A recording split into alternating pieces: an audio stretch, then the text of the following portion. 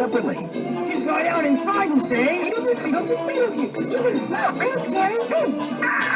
Now, back to normal. Beetlejuice. Like it makes my head spin. Speaking of spins, let's take one of my awesome phantom fire. A real scare on wheels. Great fun on the ground or in the air flights. Talk wheelies. You lost all lift. Am I the ghost with the most or what? Alright, if you guys haven't already guessed it, I'm taking a look at the ghost with the most. Beetlejuice, Beetlejuice, Beetlejuice! Everybody's favorite macabre prankster, and one of Tim Burton's greatest concepts that came out of the late 1980s. In 1988, the original movie was released and was pretty creepy for the time, and was surprised it was rated PG. So we got a bunch of the figures and toys here. This is Shish Kebab Beetlejuice.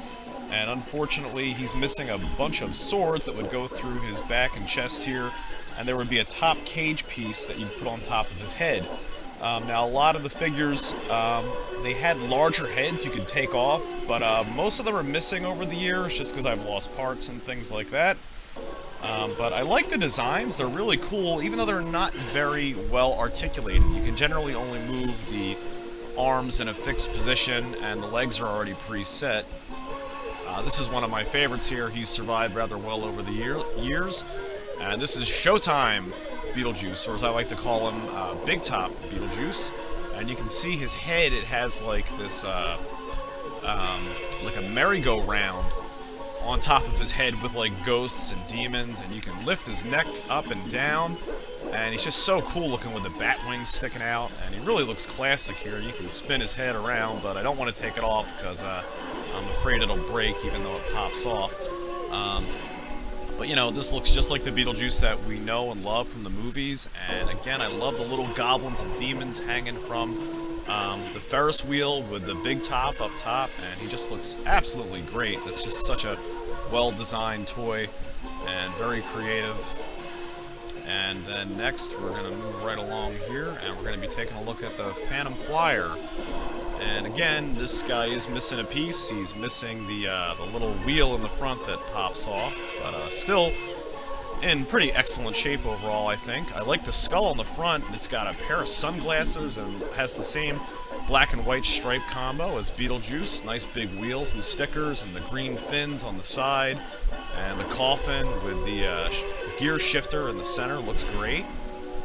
And overall, just a really cool looking vehicle and a cool looking toy in general. And you can squeeze the arms here, and that's what would make the wheel drop out as an added accessory. And then we're going to flip the wings down here, and it turns into a flyer. So how cool is that? That's just a really cool looking vehicle, and I love the sunglasses on it and everything. It really looks good, and is one of my favorite pieces out of the whole set. So you can really see just how inspired by Tim Burton it is. And these toys were made in 1989 through 1990 by Kenner.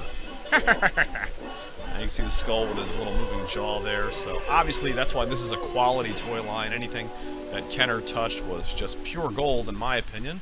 And now we have the playset here, the Vanishing Vault. And I love the artwork and design on this. This is where you open up the vault, and I've got my shrunken head Beetlejuice inside there, and you close it up. And then you just move this little sign over to the right, pull it back out. And where's Beetlejuice? He's gone.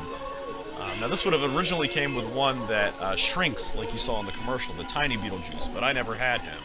So you move the sign back to the left, and poof, our favorite dead prankster reappears.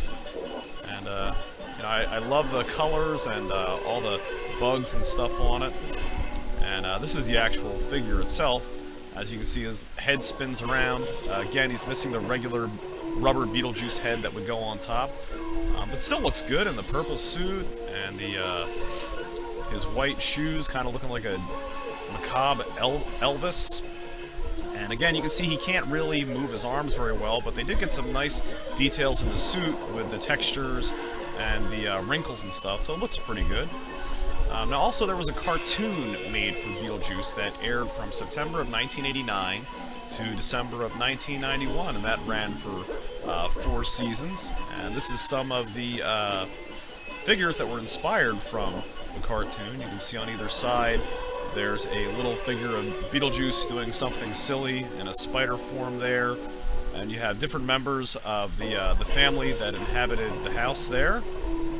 And then you have Beetlejuice in his regular form there, and then you have the, I believe this is called the Ghost Post, where the family that lived in the house along with Lydia, who was Beetlejuice's only friend in the living world, who he tried to get to marry him, but they kind of worked out better off as friends. And that's this character right here. Now these things glow in the dark, but they don't glow in the dark very well anymore. Unfortunately, I can't really get them to retain the light very well. You can see Beetlejuice standing on his head there, and his feet are meant to look like, you know, her hair. So that's pretty creative. Always doing silly stuff. Again, like I said, with Beetlejuice, I'm really surprised that the movie was PG at the time. I mean, you know, they dropped the F-bomb in the movie, you know, when he kicks over a tree, and he says, it's like, you know, nice fucking model. So that's pretty crazy that they kept that in the movie and still gave it a PG rating.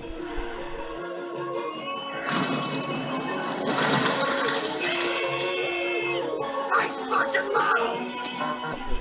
So let's move on now. Here we have Kenner's big 12-inch plush talking Beetlejuice. And man, is he a cool-looking toy or what? Got the nice black paint around the eyes, and even a snake for the pull ring that you can pull. And he says 6 different phrases.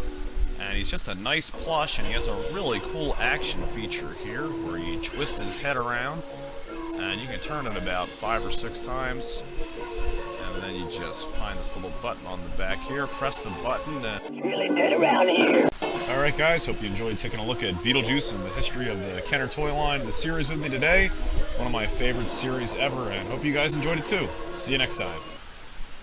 Hey guys, if you liked the video that you just watched, go ahead and hit that subscribe button down below. And if You bunch of losers! follow me at hashtag... You're working with a professional here!